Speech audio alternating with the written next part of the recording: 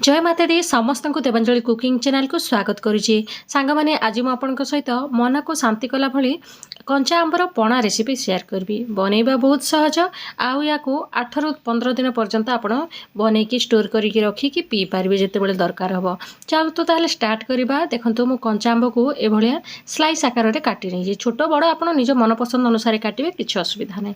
तापर आम गोटे जगह पानी गरम करनबा मुझे अधिका परिमाण में करुँच गोटे लिटर खंडे पानी गरम करुँची से पानी टी गरम हो आसिले देदेबा ए 2 इंच खंडे अदा तापर गोलमरीच टिके पानमधुरी देह को ठंडा रखिबारे सहायता करे आ अदा और गोलमरीच ये जो खरा दिन में ठंडा काश हुए से रक्षा करने जेहेतु आम ये ठंडा ठंडा पीवा ना से आंब को देकी या सीझापी छड़ीदवा। देखो भल भाव में सीझीगला या आपन को बनवाई 5 रु 10 मिनिट खंडे समय लगी था से भितर आराम से सीझी जाए। तापर आम या छाणी नवा जी पानी अच्छी सब बाहर करके फिंगीदवा बहुत खटा होता है ना से तापर ठंडा हो सारा पर आम गोटे ग्राइंडिंग जार नहीं जावा। ग्राइंडिंग जार रे जी आंब आम सीझे रखी सबुतक को एथिरे देईदबा। आपण ग्राइंडर अनुसार आपण केते छोट बड़ से हिसाब रे देबे।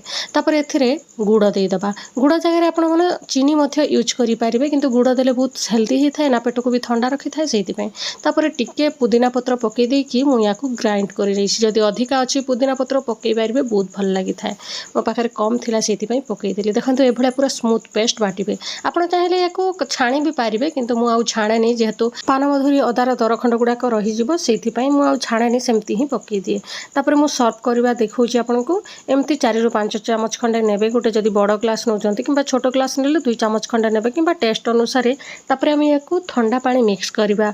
ठंडा पानी देकी या ऊपर आमे ब्लैक सॉल्ट टिके पकई देबा। जदी ब्लैक सॉल्ट नै नॉर्मल लूण मध्य आपण पकई पारिबे किंबा आपण ग्राइंड कला समय जदी गुड़ दउ नाहंती एई समय आपण चीनी किंबा गुड़ एथिरे यूज करि पारिबे किंबा महू भी यूज करि पारिबे।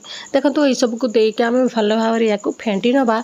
एबे हमर ठंडा ठंडा आंबपणा पूरा रेडी हो गला। या आपण घर को गेस्ट आसिले मध्य देई पारिबे चिल्ड पूरा आ बाहर कोल्ड ड्रिंक न किणिकी आपण एभलिया बनैकी रखि तांतु गेस्ट आसिले आराम से गोटे ग्लास बनैकी दियंतु। देखिले तो केते पूरा सहज रे आमे तैयारी कर देले। लास्ट को टिके आइस क्यूब पकईकी याकू ठंडा ठंडा सर्व करबा। वीडियोटी जदी भल लागिले वीडियोटी को लाइक कर देबे। चैनल जदी नुआ अछंती चैनल टी को प्लीज सब्सक्राइब कर देबे। एभलिया नुआ नुआ ऑथेंटिक रेसिपी देखिबा पई वीडियोटी रे शेष पर्यंत रहिथिबारु बहुत बहुत धन्यवाद।